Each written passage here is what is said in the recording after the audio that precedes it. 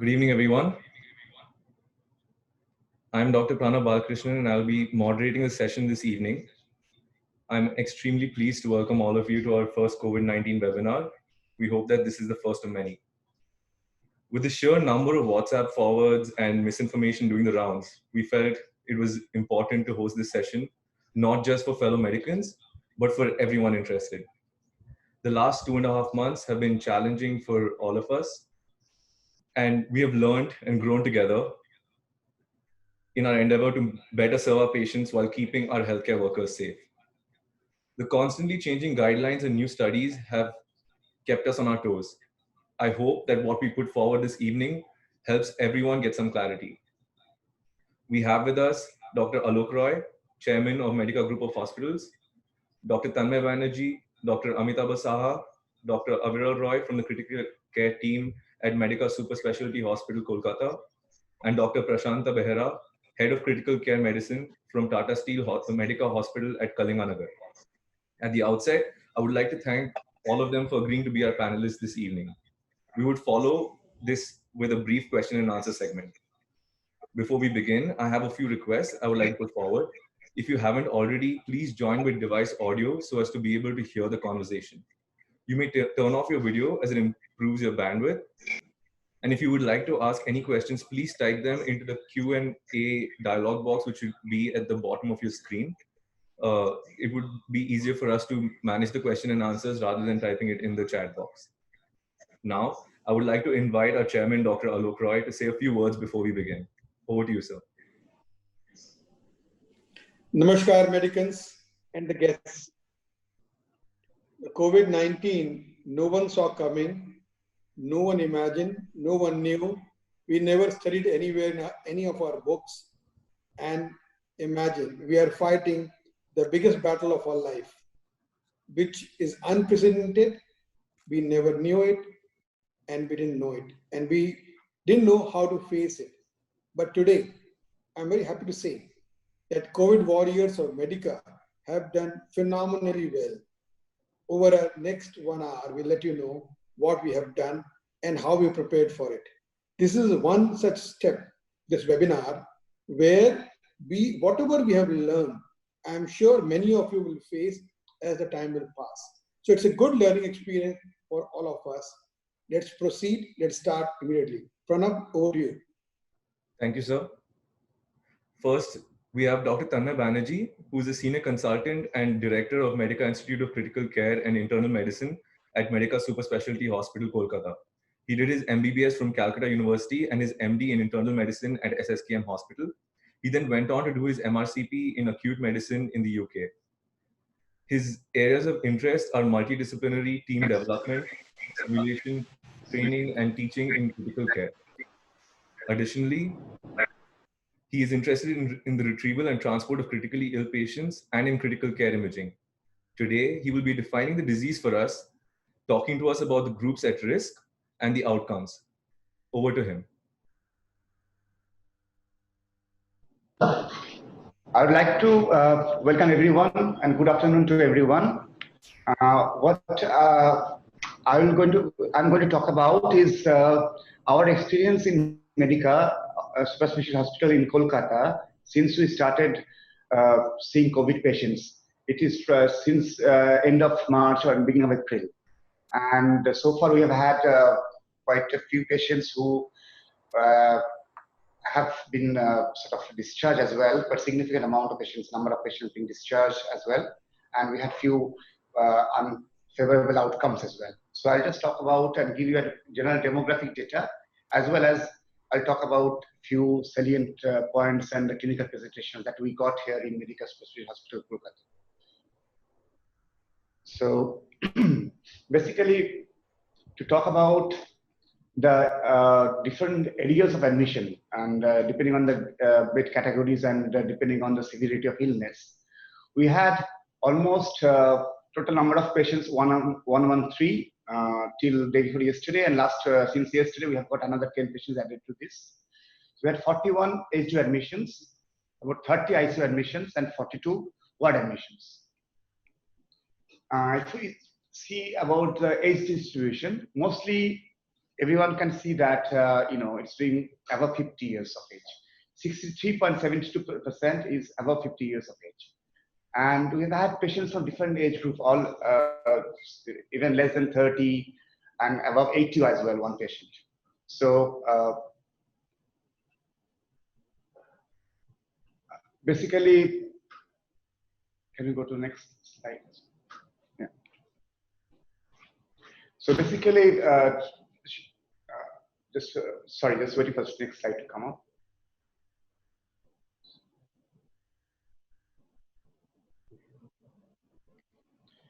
We have had wide variety of presentations, starting from SARI or severe acute respiratory infection syndromes and influenza-like illness, and also patients coming with other problems like CVA, stroke, MI, and even snake bite patients coming back as positive, surprisingly. Even RTA patients, we have a few who had positive reports. So that's about the age distribution, mostly about 50 years of age, and elderly population is there as well.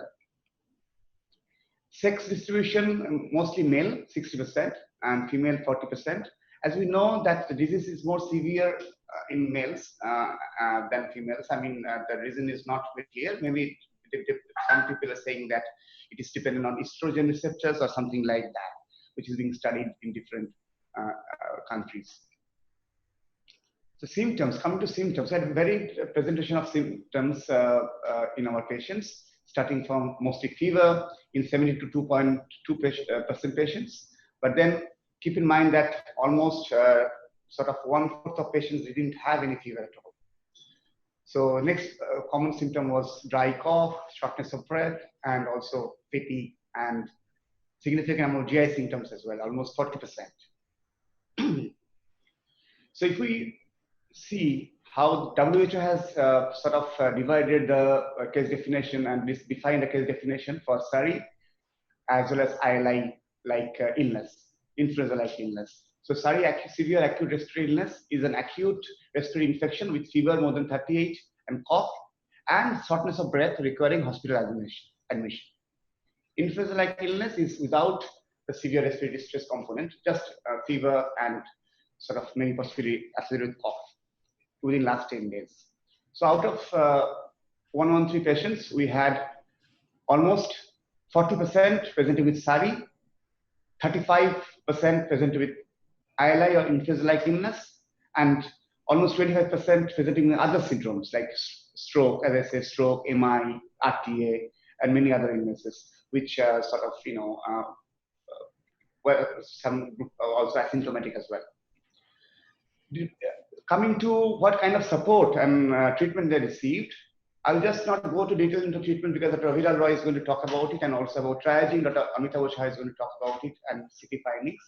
But coming to the amount of support they needed in our wards and ICUs, oxygen support only, including CPAP or HFNC BiPAP, was almost 34%. Ventilation requirement was 15%.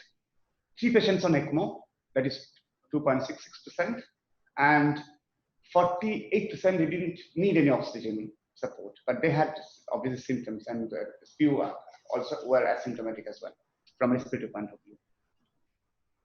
Coming to the outcomes, we have discharged so far 53 and another 4 today, so almost 57 patients. So 47% patients have been discharged already. Ongoing patient is almost 43%, but unfortunately had 8 deaths, which is around 7%.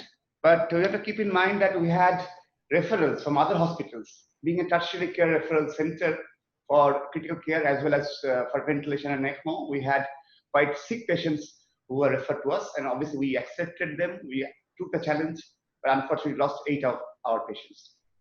And 4 patients were transferred to other facilities because of government guidelines.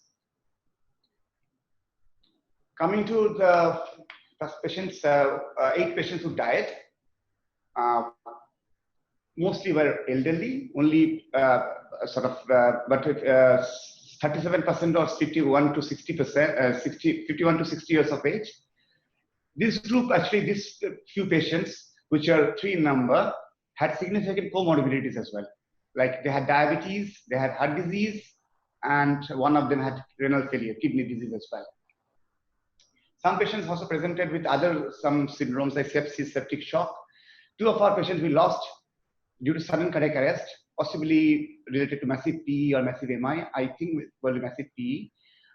If that's a possibility, they just died very suddenly, and had a cardiac arrest, couldn't be revived. Out of 53 patients who have been discharged so far, again similar trend: 40% are female and 60% are male patients.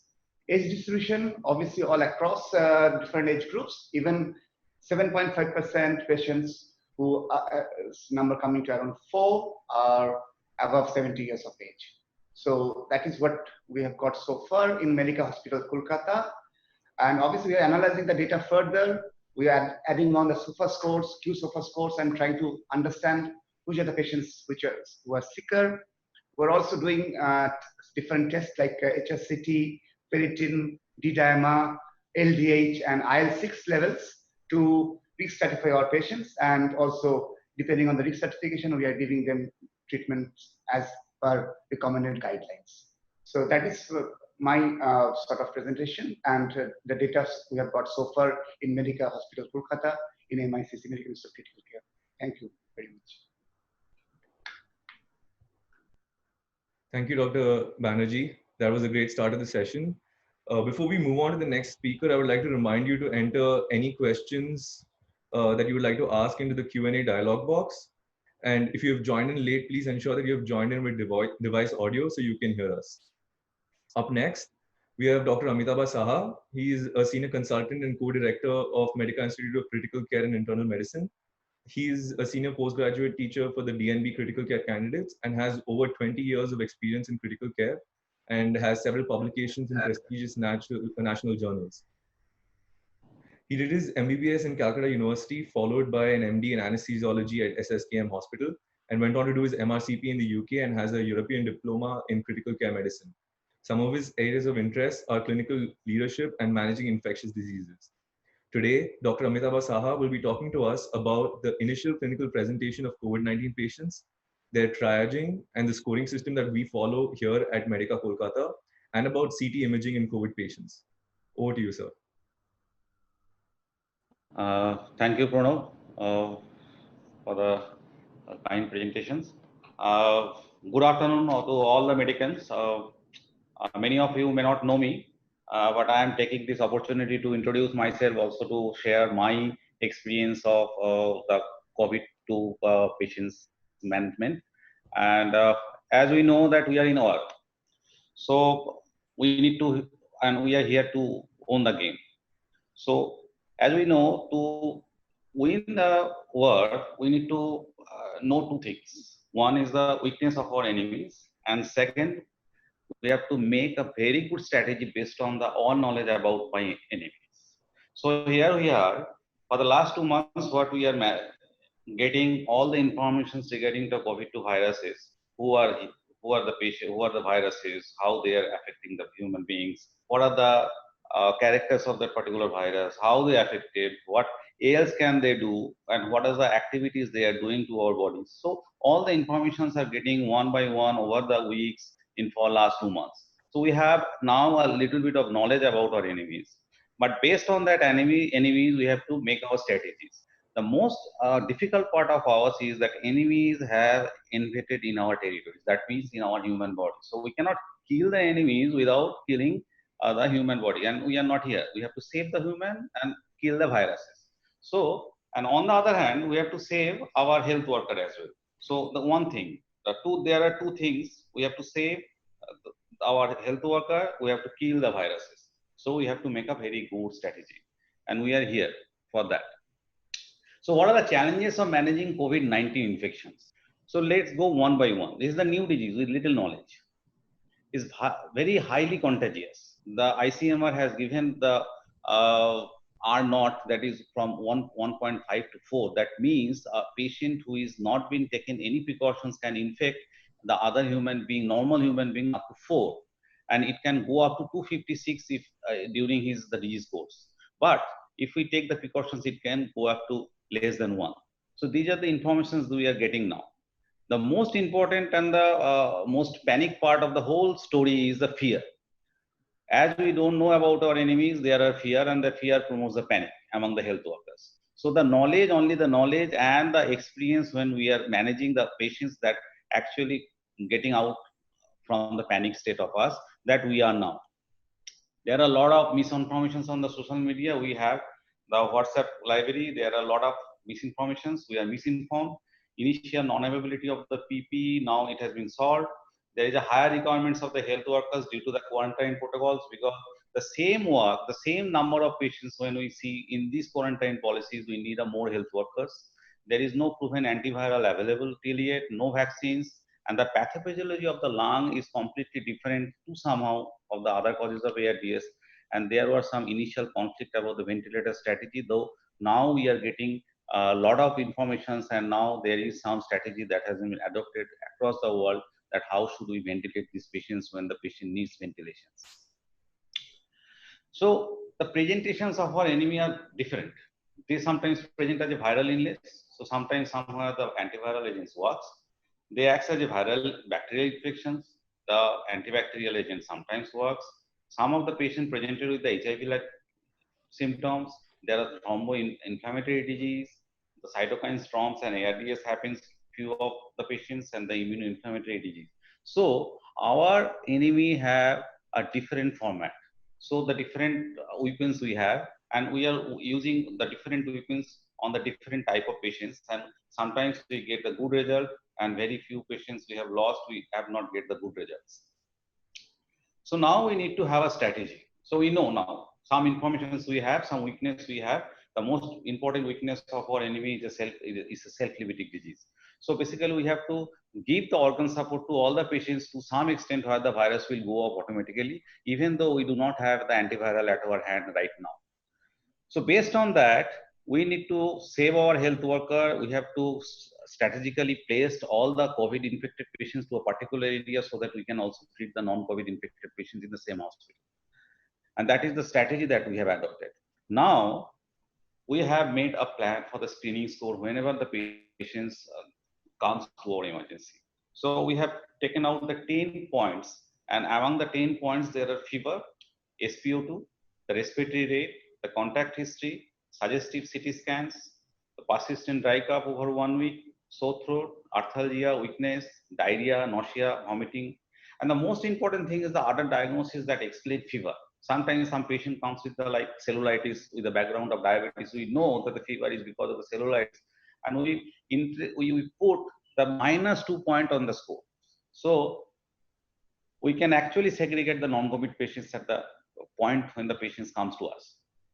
The maximum point possible is the 12, and based on these points, we have stratified our patients into 3 different groups: is the low risk groups, moderate risk groups, and the high risk groups. The low risk groups when the point is less than 4, moderate is 4 to 7, and high risk group when it is beyond 7. So let's share with our data that we have the period of observations from March to May.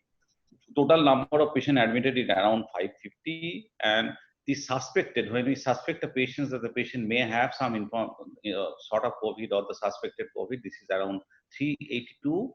And out of these 382, the patients comes positive around 82. That is 21.4% of our suspected patients become to be a COVID-19 positive. So this is our patients. Most of the patients are male, that Dr. Banerjee has already told you, and most of the age group is beyond 50. That is the maximum number of patients of suspected COVID who has come to our hospitals. So this is the clinical symptoms. It has already been told by Dr. Banerjee. The most surprising thing is the sore throat, which is a more common of common cold. The sore throat is only 18% of patients has presented with the sore throat. Fever, yes, obviously the maximum patient presented with the fever, and many of patients, around 40% patient also presented with the GI symptoms. It's very important things to understand. So beyond this, we also included the CT scan, because there are some data, and the published paper has come up from the Wuhan province of the China, that when the RT-PCR is taking time, they actually segregated the patients and taking the patients and understanding the patients about the COVID by doing a CT scan. And the sensitivity of CT scans for these COVID patients is much higher, even that there are some CT changes that is happening even in asymptomatic patients. So we have purposefully included the CT scan of chest into our screening protocol. So what we expect, the typical feature, we expect most of the patients with the COVID, the multifocal bilateral patchy ground glass opacities, mainly in the lower lobe, and it has to be posteriorly placed mainly. We can also expect some sort of consolidations with the interlobar septal and vascular thickening, mostly in the peripheral fields. Spider waves, crazy paving, or the reverse halo sign we might get, but many a times we are getting these signs on the recovery phase of the patients. And sometimes the patient comes to it absolutely the white lung. Now, remembering all this, we really do not able to forget that there are some differential diagnosis of ground glass opacities as well, because we are expecting some sort of ground glass opacities, and not all the time the ground glass opacities that means it's COVID. There are plenty of regions where the patients may come up with us with the ground glass opacities. Out of that, the most important thing is pulmonary edema. Many a patient who is suffering from the congestive heart failure, the patients suffering from aortic stenosis, and they presented with heart failure. Sometimes the patients who is having some sort of MI and they presented with the heart failure. So we get the GGO all over the. So we need to understand, we have to have a pretest probability of this positivity of the CT scan towards the COVID-19, need to understand what the history, what the patient's clinical situations, and what are the other cause may give rise to this sort of CT finding. We need to understand. So let's come to see some CTs which is very typical of COVID. You can see here on the both left and right side. On the left side, you see there is a ground glass opacity, subpleural, bilateral, and peripherally placed. On the right side also, the left side patients went to a ventilator and came out, and right side patients, they went to a ECMO and could not, we lost that patient. The patient was very elderly, but even then there are a lot of comorbidities were there, but we lost him. Here is the important thing is, we can see on the left side there is 2 CT scan, and on the right side there are another 2 CT cart. On the left side, there are the left upper hand, we can see there is a patchy infiltrations all over the, and though these patients have a very low clinical score, except this CT. So we put these patients in a particular designated area, and ultimately these patients come out to be a COVID positive. On the left lower side, you see the CT is not really very overtly having the GGOs, but these patients also come out with the RT-PCR positive. So we need to understand that CT not only gives us valuable information about the COVID positivity, at the same time it also guides us that even in the presence of low clinical scenarios, low clinical asymptomatic patients, to be put into a particular area so that these patients may not mix up with the other normal areas patients. On the right side, it is very important. See, these are patients which is very bilateral, ground glass, posteriorly placed, and both the patients, you know, these patients, both the patients are RT-PCR negative. So this is the area. So CT has to be always fortified with the other clinical scenarios. The upper patients, they found out to be a bacterial pneumonia, and the lower one actually presented with the heart failure post-AVR patient. So we need to understand this, not only the CT changes doesn't mean the COVID, at the same time asymptomatic patients with the CT changes may have COVID. So what are the risk positivity based on the SCCS code that we have? With the number of observed patients was 382, and out of these 82, total number of patients as of now 116. It has been actually increased till date. It is the just 1 or 2 days back data.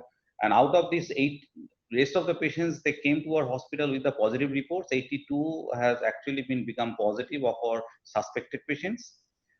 Among these, the high risk group who has a score of more than 7 was 42, and among the high risk groups, we have 85% positivity of the COVID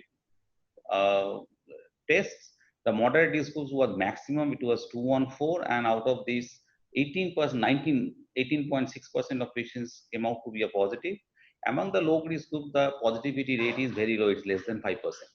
So if we look at this data, that once our score is very high, our chances of positivity is very high. So this is a very good strategy. We have taken this strategy so that we can make a plan for triaging a patient whenever any patient comes to our hospital for getting the treatment. So based on all the informations, we have made the triaging systems. There are 4 different scenarios that once the patients come to our hospital with the COVID-19 positive reports, these patients is to be designated in a particular COVID ward, which we have made in our hospital in the 5th floor. And depending upon the patient's clinical situations, we have put the patients either in the ICU or HDU or in the ward. The second scenario is the COVID-19 RT-PCR pending and the CT is very suggestive of COVID-19 in any score. Even if there is a very low clinical suspicions, then if the CT is very suggestive of COVID-19, we keep this patient in our respiratory care unit, which is made in isolations. We have 10 isolation, total 20 beds are there. We are keeping them there. And we are sending the RT-PCR very quickly, get the reports. Once the patient's RT-PCR is negative, at least if the CT is very suggestive, we check the 2 negative RT-PCR, then we send the patient to our respective wards. And if the RT-PCR is positive, we send the patients to our respective 5th floor for the COVID designated areas, depending upon the clinical situations. The third scenario is the COVID-19 RT-PCR pending. CT is not really suggestive, but this patient needs some sort of ICU care. We put all these patients to our CCU area where all the patients to be nursed and managed by the people with wearing the PPEs. So the chances of even if some patients becomes positive over there, nobody will be exposed with the COVID. And the third scenario is the fourth scenario is the COVID-19 RT-PCR negative and the CT not at all suggestive without any score. So admit these patients in a negative designated areas or to the wards depending upon the clinical situations.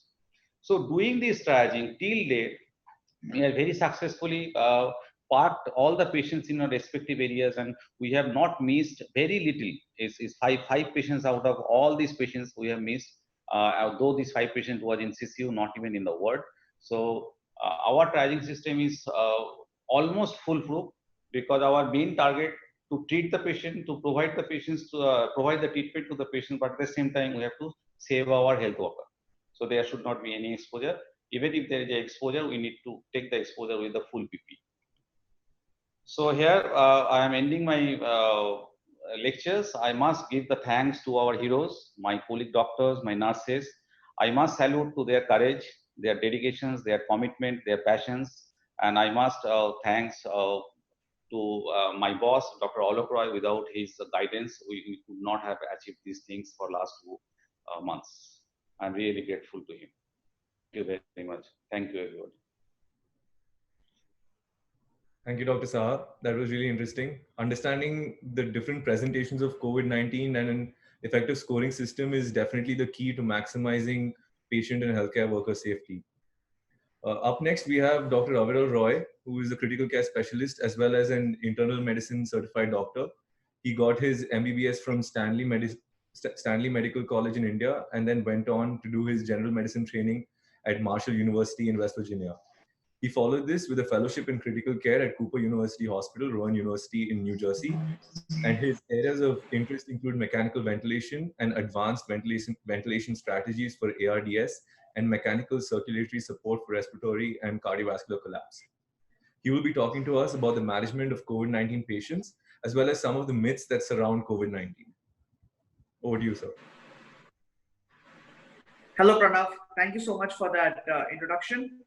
So, hello everyone. So the presentation I'm going to have is going to be not so medical and it's generally geared for most of the population. As Dr. Roy had kindly mentioned before, nobody knows about COVID-19 before this thing arrived. Nobody had any clue on how to manage COVID-19. It had never been taught in our textbooks. And coronavirus was something that just caused a minor cough and cold. We had some experience with SARS, but that was primarily limited to China and never really came across to India. So most people in India never really got around to handling it. This is our first major experience with an extremely virulent viral pathogen. And it's been a learning experience for all of us. So Pranav, if you're ready, I'll get started with the presentation.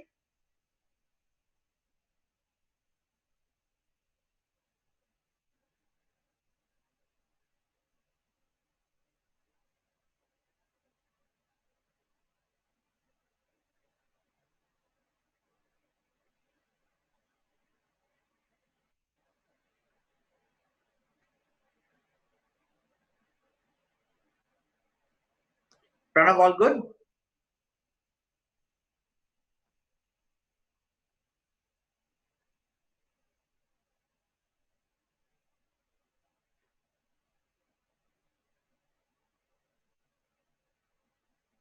Excellent. So there you go.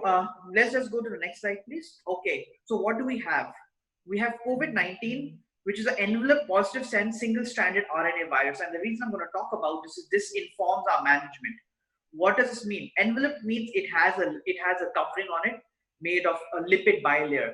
That is why hand washing is so important, either with alcohol or with soap. Both alcohol and soap will dissolve away the virus covering and the protective layer on it, and hence automatically kills it. It's a successor to the 2003 SARS coronavirus. It spreads primarily via respiratory droplets over 1.8 meter, within a 1.8 meter radius. There's some data coming out in windy conditions. This might be up to 20 feet, but this is what we know. It can spread via surfaces that we commonly touch. That is, handrails, doorknobs, lift buttons, public transport. So this is why we have had to shut down these major areas. Like Dr. Amitabh Saha mentioned, it has R0 on average anywhere from 1.5 to 4, but around 2.5 is what we've been seeing. What does this mean? A person who's infected with this virus will on average give it to 2 to 3 other people. And this is the reason that you get exponential growth. And this is the reason why you need to act early. Even losing one day can mean stop, having up to 20,000, 30,000 more infections. 80% of people will have only a mild viral illness or completely asymptomatic. What does this mean? They might have a stuffy nose, a mild sore throat, some weakness, and that's about it. 10% will have a severe viral pneumonia, which might need some hospitalization and need for some oxygen therapy. About 10% of people will develop what's called ARDS. That requires more advanced oxygenation, might need admission to an ICU. And of these, about 50% will go on to need mechanical ventilation. That is, they'll need a ventilator. Often these people have multi-organ failure just because they cannot get oxygen to their organs and hence require more advanced support. Next slide.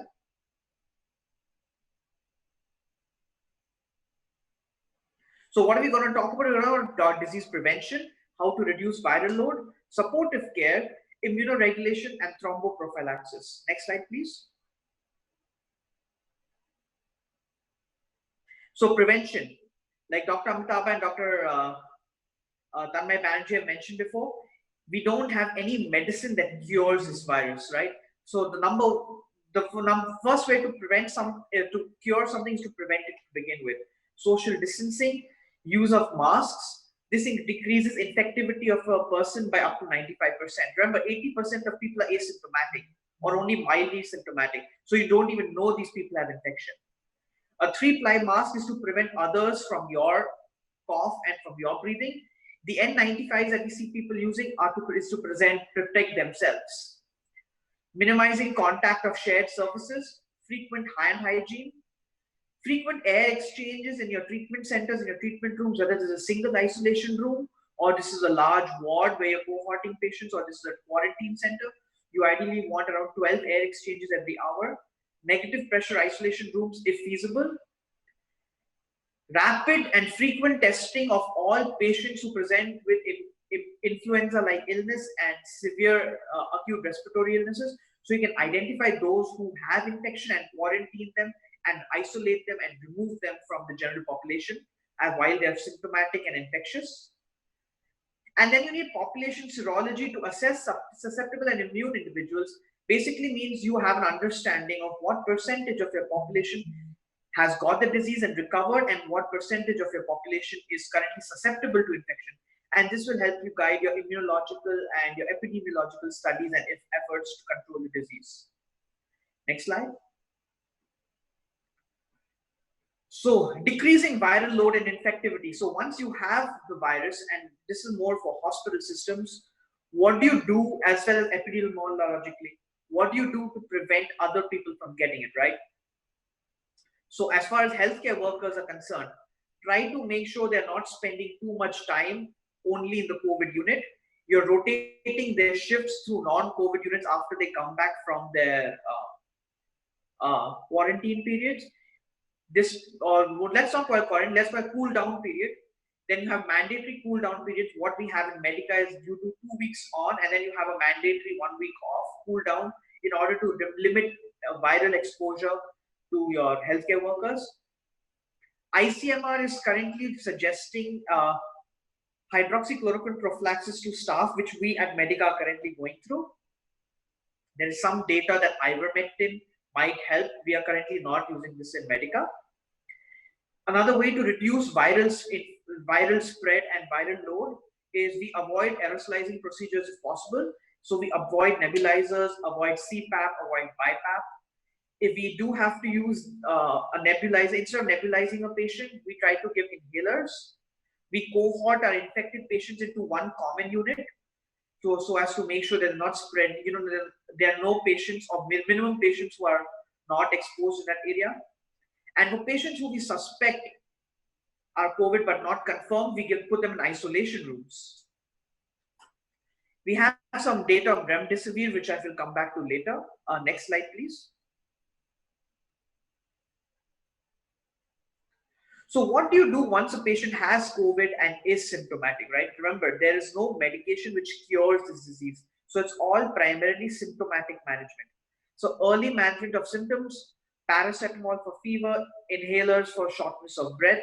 We do monitor them in our ward. We monitor the saturation level 2 times a day. If they are needing oxygen therapy, we do a self-proning, which means we make them lie down on their stomach. This is more physiological for your heart and for your respiratory system. In fact, if you think, what does prone mean? Prone means you basically are on your stomach or your chest is towards the ground. If you think about it, this is how most mammals and most animals for that matter move and walk. Horses, alligators, dogs, rats, everything. We are all, even swim, even animals that swim, they all swim with their ventral surface, that's their chest, pointed towards the ground. So this is more physiological. And if you have advanced need for ventilation, then we try to use a high oxygen strategy. What this does is, in the early stage of the disease, prevents too much overinflation of the lungs. But if it does progress to severe ARDS, then we try to use the tried and tested ARDS management strategies. That is, we use a high peak strategy. We use ARDS dose steroids. We prone the patients as well on the ventilator, and we paralyze for ARDS, which is standard of care. If the patient is likely to need prolonged mechanical ventilation, we do an early tracheostomy. That is, we transfer the tube from the mouth to the neck. What that does is opens the mouth up. It makes ventilation more easier, and it allows us to mobilize and get a good physiotherapy going for this patient. For these patients, so as to prevent ICU-related weakness and what we call myopathy and neuropathy. Another strategy is we try to keep these patients euvolemic. What does that mean? It does not mean we make them dry and take all the fluid on them, but that has a tendency to cause renal failure. At the same time, we don't make them hypervolemic, but that also causes renal failure and also tends to cause what's called pulmonary edema. That is, the lungs fill up with fluid and become very stiff, and makes more and more problems for the ventilator as well as getting oxygen into these people. Next slide, please.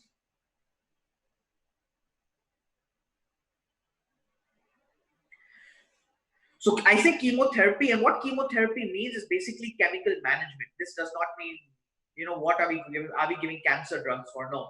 Chemotherapy means use of chemicals to manage this disease, and that means use of medicines. So like we said, hydroxychloroquine plus or minus a macrolide antibiotics, this is basically azithromycin. There is limited data on both positive or negative effects of these. We use it with caution. There is data that just came out in the Lancet Medical Journal about use of hydroxychloroquine as therapeutic management was associated with higher rates of mortality and failure of management. So the WHO has currently suspended its one arm of its trial on using hydroxychloroquine for the management of COVID-19, but that is in therapeutic. It has not set any guidance on prophylactic use of hydroxychloroquine. Lopinavir-ritonavir combinations is a protease inhibitors. Early in vitro studies did show decreased viral load and decreased replication. However, this is not seen in the clinical trial. In the clinical world, this has not been replicated. This has issues and you have to use it with caution in patients with liver dysfunction, with a lot of patients with COVID-19 will present with, and do not give it in conjunction with HCQS. Remdesivir is one of our newest agents. It's the only one which has some data behind it. And by some data, I mean it is not a cure. That's important to understand. If you have the disease, it decreases the length of symptoms. That is, if you're going to have it for 15 days, you'll only have it for 12 or 13 days now. There's no significant improvement in outcome. By outcomes, I mean if you're going for a chance of progressing to severe disease, needing a ventilator, it does not change that. And the other agent that is being studied is interferon 1 beta that decreases infected cells' ability to produce viral particles. It's currently under investigation. It's not being widespreadly used. We are not using this at Medica. And remdesivir is just not available in India right now. Next slide.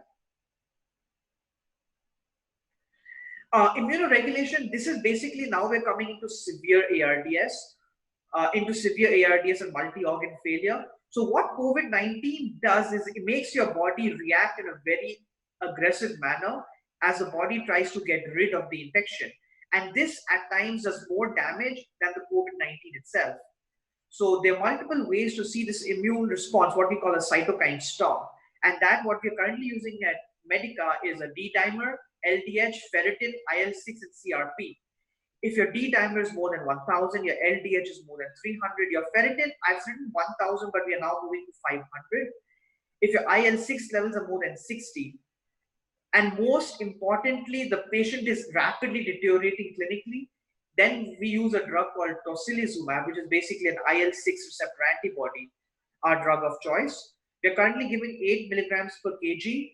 Most of our patients weigh around 70 to 75 kilograms, so that translates to a dose of 600 milligrams.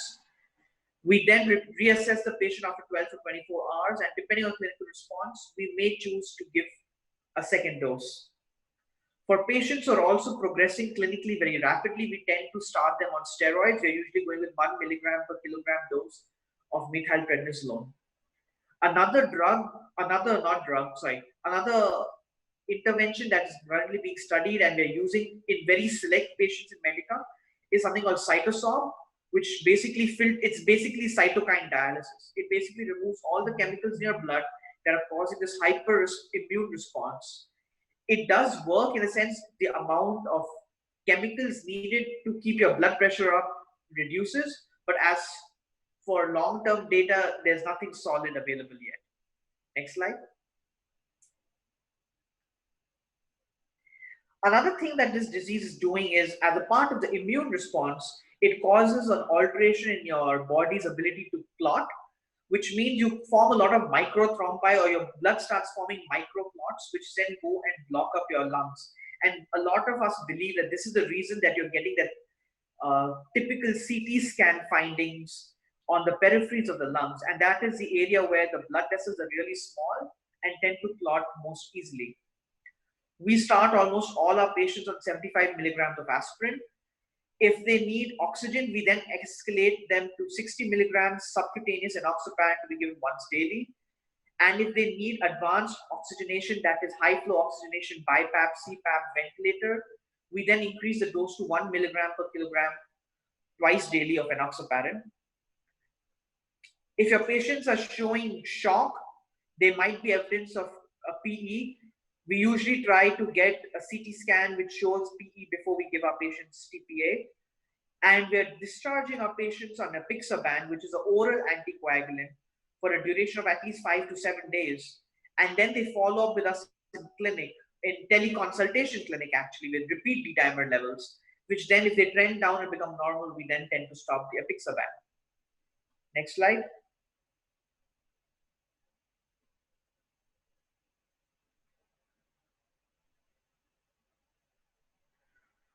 For patients who are on the ventilator and are difficult to extubate, we do early tracheostomy. We continue to give them a regular and aggressive physiotherapy in the hospital to prevent muscle weakness and to improve lung function. We continue this post-extubation in the tracheostomy ward as well. We do look out for bacterial superinfections. We do regular CRP levels and procalcitonin levels on our patient. And once they're discharged, we do follow up with them in dedicated consultation clinics, and we follow up D-dimer levels if they needed oxygen during any point in their hospital stay. Next slide. Common myths about coronavirus. There was some thought that drinking hot water and having hot peppers protects you from coronavirus. Is unfortunately false. Coronavirus is already within your cells, so these would not really do anything for you. Using cell phone does not cause coronavirus. This is a question I've actually been asked. A hot temperature. No, it's 48 degrees in Delhi and Bombay right now, and coronavirus cases are as high as they've ever been. So this has basically been disproved. The trouble with this theory is that most coronavirus infection happens as respiratory or droplet. So if you're infected and you're directly inoculating somebody else, there's no chance for it to get on a surface and infect. Surface infectivity might decrease, but direct respiratory inoculation does not change. There was some thought that drinking disinfectant or injecting yourself with disinfectant and sanitizer might kill the virus inside you. Please don't do this. You will seriously harm yourself. Next slide, please. There's no known cure for this virus. This is correct. All treatment is around prevention and supportive care right now. If you have taken the influenza vaccine or pneumonia vaccine, are you immune? No, you're not. Those vaccines will not protect you from this virus. Once you've had COVID-19, will you get it again? You will not get this again. Some people do test positive after they've tested negative. That is just viral remnants in your nasal tract. You are not infectious anymore, and you're most likely not going to get this virus again. We don't know about long-term outcomes because they've only had this virus for 3 to 4 months now. Eating garlic and turmeric will prevent COVID-19. Unfortunately, this is not based on scientific research. As long as you're having a balanced diet and taking all your vitamins and minerals and eating all your proteins, your carbohydrates and fat in the quantities that is supposed to be taking in, you're going to protect your immune system. You're going to give your body energy, and that's the best way to fight this. There's no single food that will help prevent this disease. Next slide. Thank you so much. If you have any questions, please ask it in the Q&A dialog box. Thank you.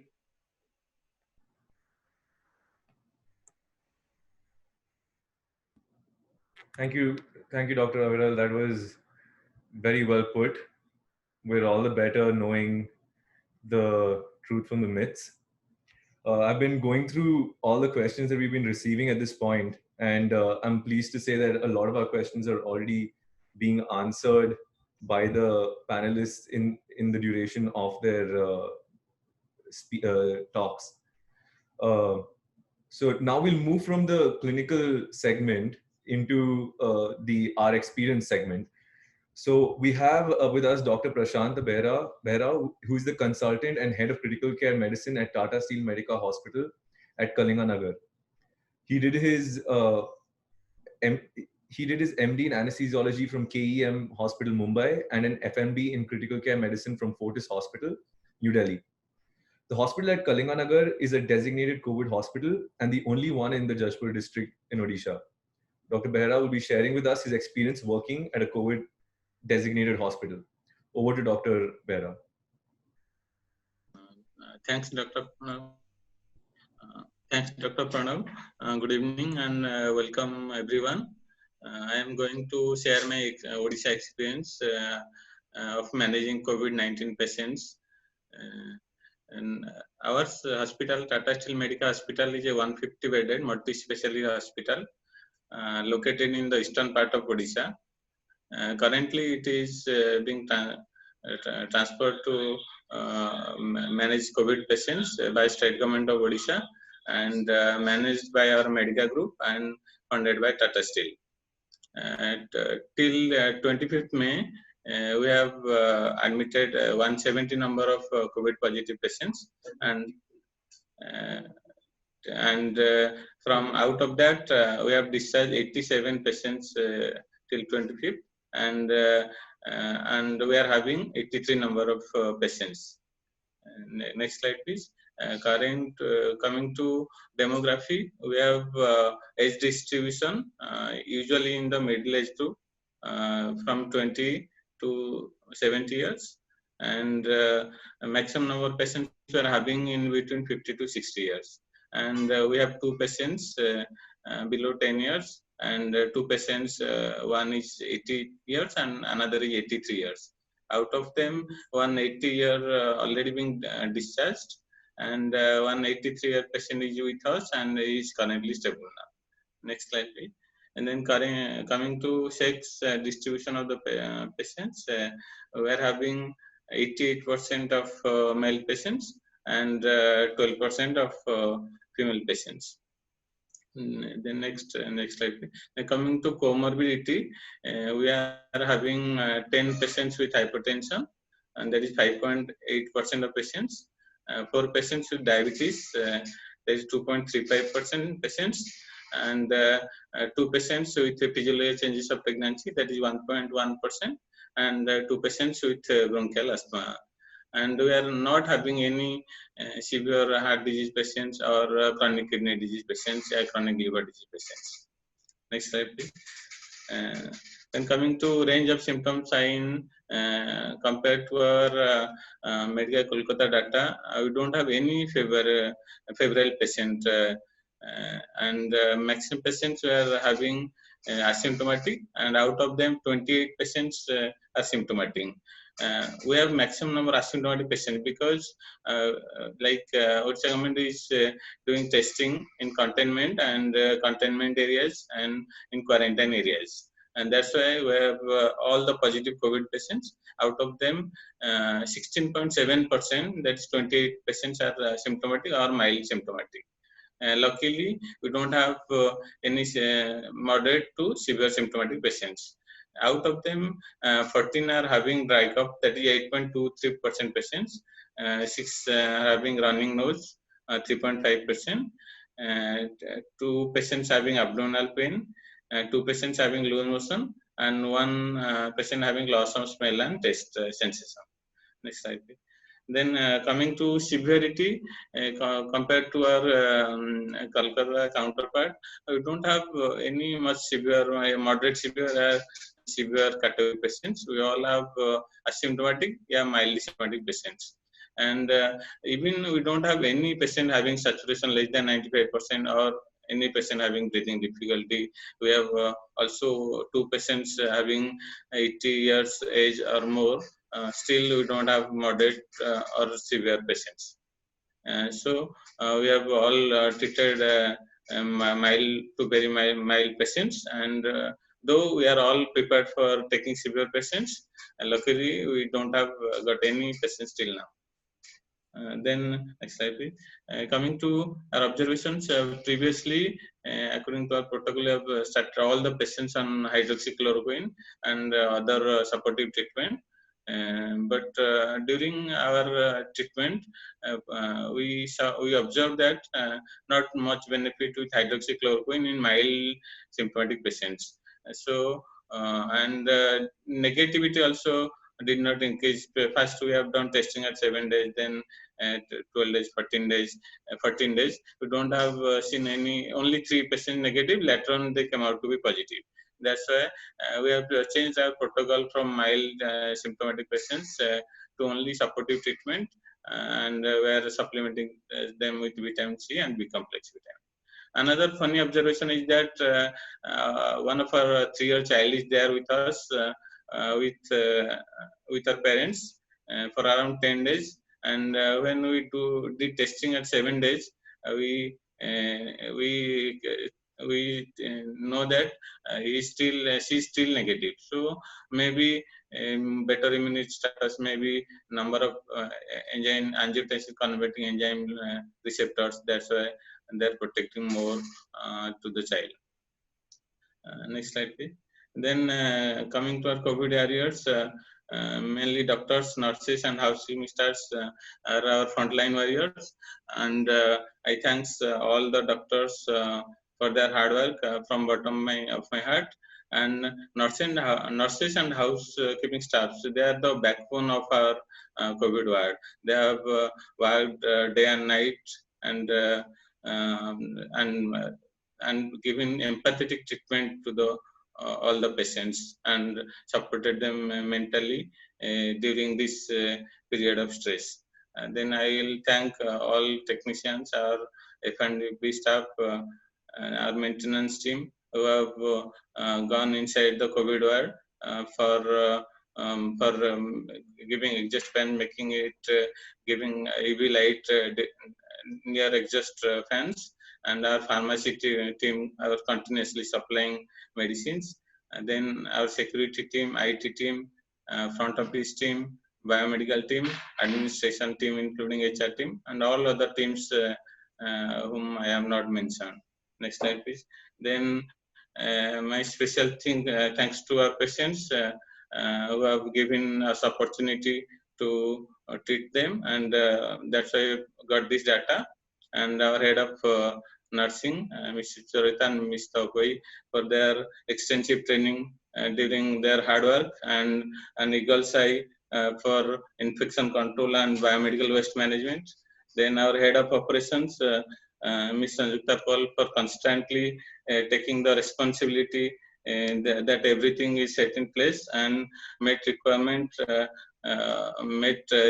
sudden increasing our personal protective equipment, N95 mask and hand sanitizer. And I thank our medical superintendent, Dr. Sudhanshu Sir, for constantly working since our hospital declared COVID hospital from the very first day, and he had made day and night equal for all his work.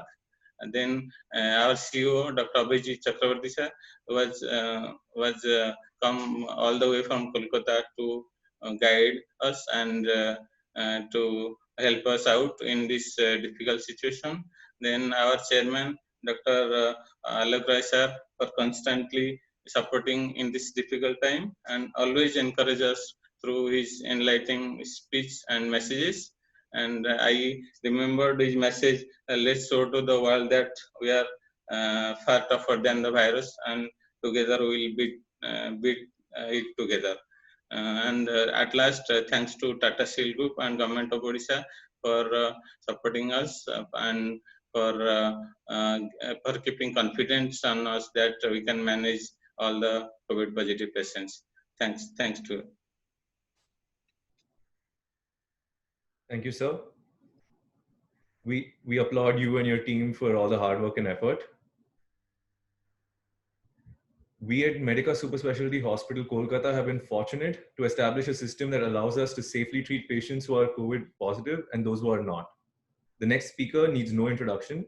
I would like to invite Dr. Alok Roy, Chairman of Medica Group of Hospitals, to speak to us next. He will be talking to us about the Kolkata experience. Without further ado, please take over, sir. Thank you, Pranav. First of all, I must compliment all COVID warriors of Medica who got together and fighting it out, and God knows how long we'll have to fight. When this pandemic arrived at our doorstep, none of us were prepared. We had two options. Either we take a back seat, get scared, which many hospitals still are. We pick up every day 1-year-old child from a very big and famous hospital. We pick up the pregnant women who are 9 months about to deliver, bring them to Medica. We pick up 60-year-old persons. We pick up all kinds of people from all name any big hospital of Calcutta to our hospital. When this pandemic came, we chose to go forward and engage the enemy on front foot.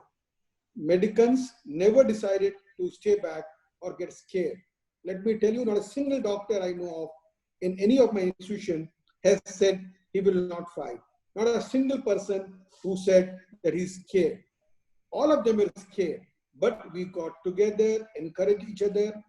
You'll be surprised that when the disease came knocking on our door, we formed a WhatsApp group, Prepare for Corona, as early on 7th February.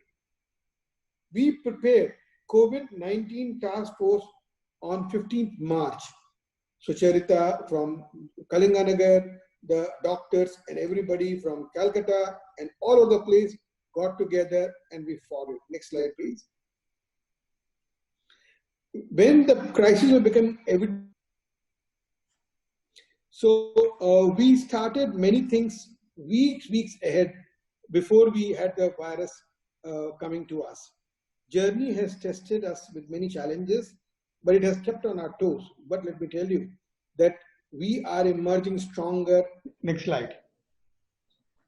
Sorry for the inconvenience. This is exactly how the pandemic is. It never takes us, whenever we feel comfortable, the pandemic makes sure it shakes us and makes us to work harder every time. We started hand washing sinks in the second week of February. Our fever clinic was launched in the middle of March. We started, our doctors got together and told us, Dr. Tanmay Banerjee, Dr. Amitabh, Dr. Avral Roy, they all got together. They said that, sir, we have the best facilities in the country when it comes to handling emergencies and ICU. We cannot at this point of time hesitate and not accept the patients who are COVID positive within our system. And as I said a little earlier, we created the medical assessment unit and respiratory care unit in the first week of April. And since then, we have screened 600 patients almost.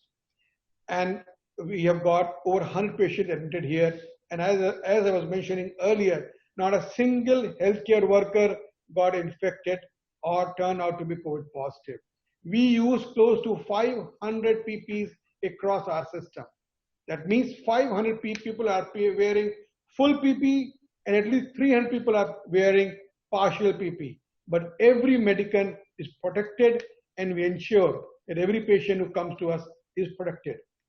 When we realized that we are able to save our workforce, we became a little enthusiastic. In third week of April, we started our OPD clinics. 2nd May, we realized that we are getting too many patients. We increased our respiratory clinic from 20 bed to 28 beds. On 6th May, we realized that we are still not able to cope up with the workload. We increased to 74 beds. Today, we have over 100 beds that are completely committed, dedicated to COVID positive patients. And we have got 230 beds committed to non-COVID patients. As I was telling you a little earlier, we are doing, because we have started RT-PCR facilities, we are doing bypass surgery, we are doing neurosurgery, we are doing gynae surgery, we are doing delivery, we are doing pediatric surgery, orthopedics, hip replacement, knee replacement, everything is going on in this institution. So it is all because we all got together and took the bull by the horn. At no point of time we thought that we should hesitate or be scared like many other institutions we know of. As you have seen, hospital statistics, which my friends have mentioned, I did not really repeat this slide. We have got in-house RT-PCR. We are doing 150 cases. I'm very happy to let you know that from tomorrow, we'll be doing 300 cases a day. And within 2 weeks to 3 weeks, by 10th of June, we'll be doing 600 cases per day. And the very fact that we start supporting Ranchi, we picked up today 4 positive patients in Medica in Ranchi. That proves the point that sooner you do the test, earlier you pick up. I'm extremely thankful to government of West Bengal, which has allowed the OPD testing, and that has opened the access to the common public. And we are seeing that more and more OPD patients are turning positive.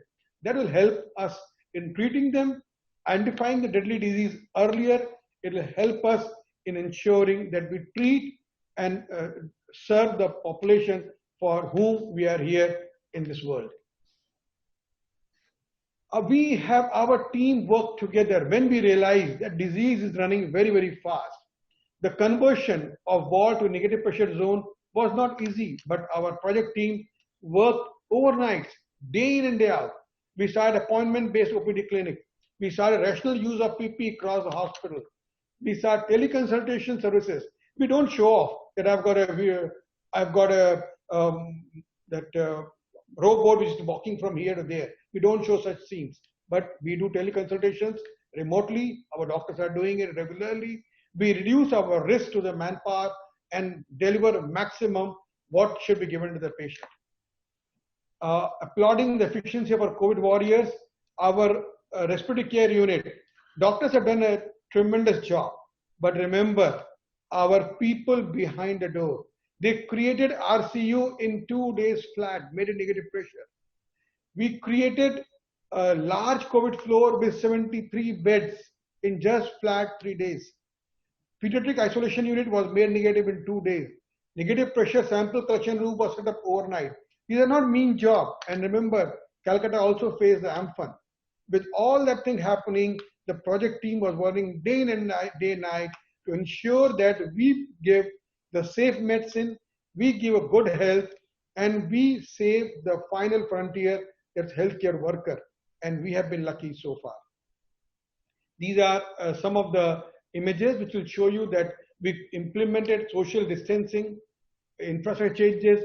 On the first, you will see the ER doesn't talk to the patient face to face.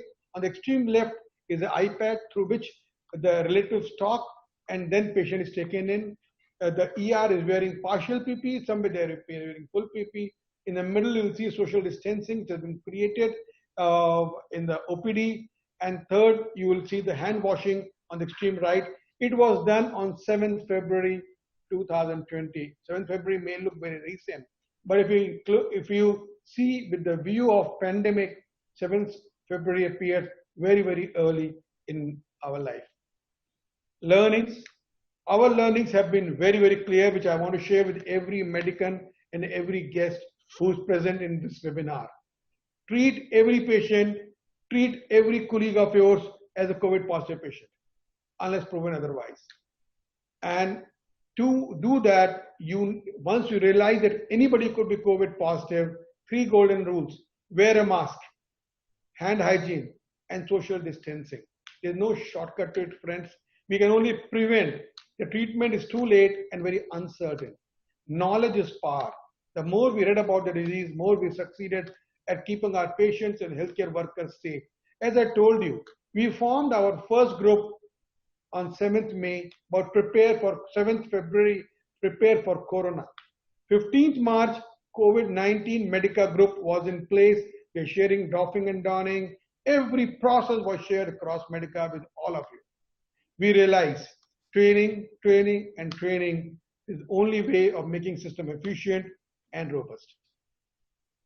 I was in Burdwan a couple of weeks back, extremely pleased, picture on the left side, to see them working and preparing for COVID.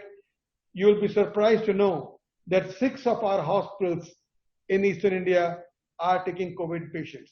We in Calcutta, Gopalpur in Ganjam district, Kalinganagar, you heard Prashant Behera, Burdwan Hospital, Siliguri, our both cancer hospital and regular hospitals, we are all geared for Corona.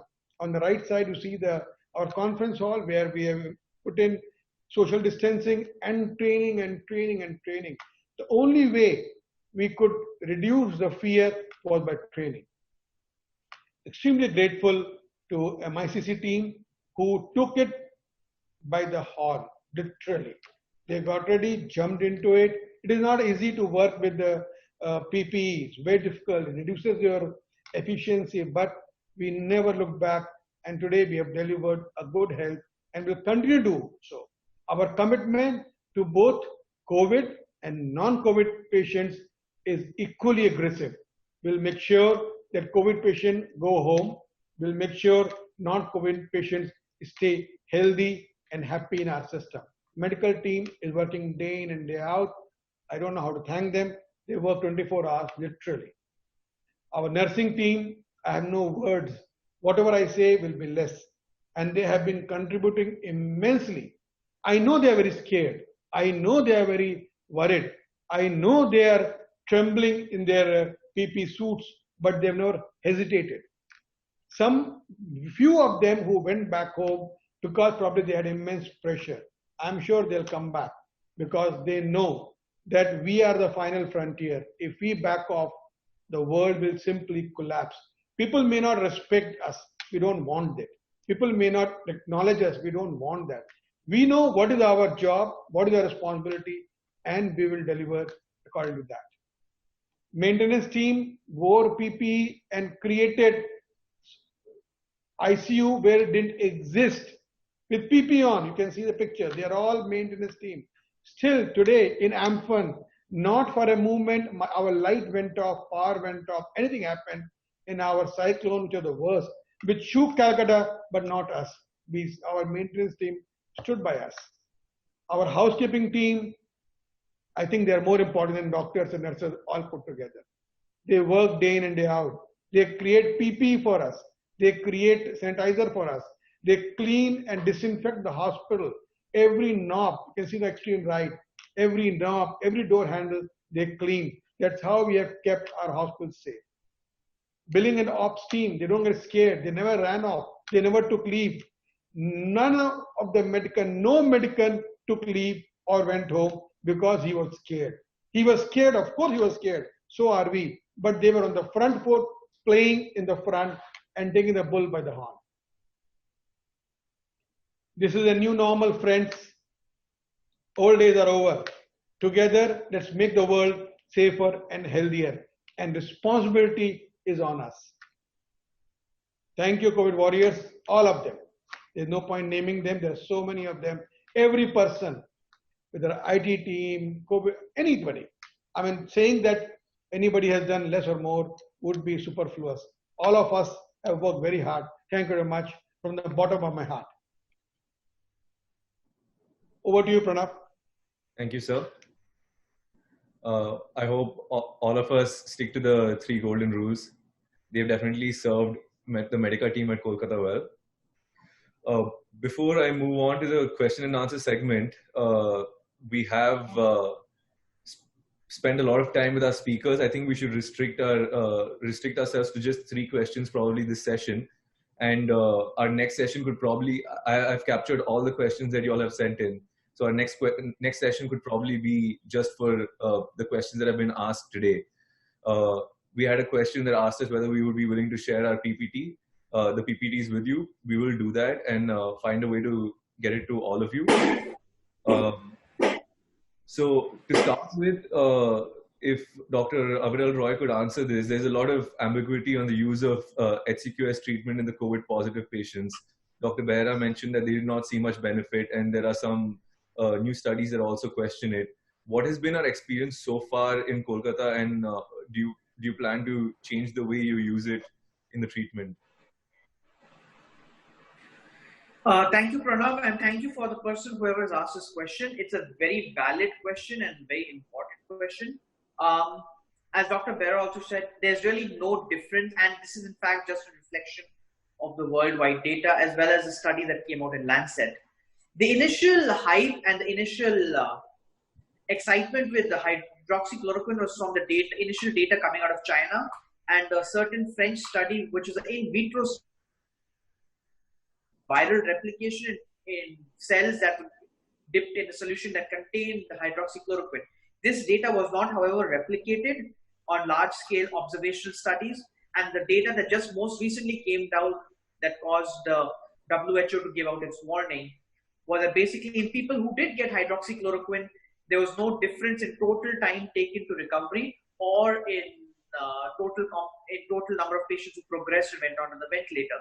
But there was some slight data that said they had more complications, especially in terms of cardiac issues in patients with known heart disease, hypertension, coronary artery disease, heart failure. So what do I plan to do? Probably in younger patients who are probably going to be less risky, I might still give it just because the risk to them is much lower. But in more elderly patients or in patients who have known heart disease, I'd probably be avoiding it from now onwards. Yeah. Thank you, sir. Another question that came in, I think, is important not just to our other doctors in the audience, but also to patients. So if Dr. Amitabh Saha could please address the question, when do we decide to discharge a patient? Do we need to keep testing them before we discharge them? And also, when can we safely say that the patient is now non-infective? Or are we keeping that in mind when we send the patient home? Puno, thank you for giving me the scope for giving the answers of these questions. Now, one and after, there are a lot of confusions initially, and there were a lot of information came from the government. Now, what the policy that we have adopted, and the government of West Bengal and the ICMR, both of them have given clear instructions that asymptomatic patients, they probably, if they are for 4 days and there is no symptoms, and after the starting for 10 days from the starting of illness, so they can be actually discharged without having any test. The patients who are having symptoms and coming out initial positive, and then a single test, which if comes negative, they can be discharged if the patient is stable and it has already passed 10 days from the initiation of the symptoms. Some patients, so basically there is one question: if one negative, patient stable, patient can be discharged. That is the bottom line.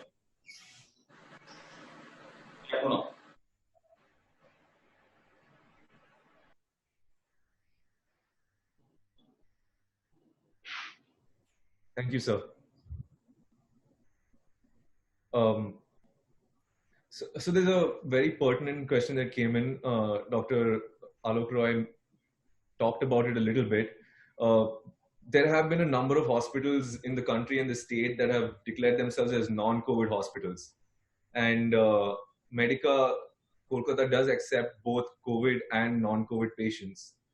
I would, the question is asking how you would reassure the people and what steps have been taken at this hospital to take care of both kinds of patients and still provide the highest standard of care. Thank you, Pranav. See, the luxury of shifting patient out from a private hospital to another COVID hospital is not going to last for long. We are rescuing patients from the many corporate hospitals today in Calcutta.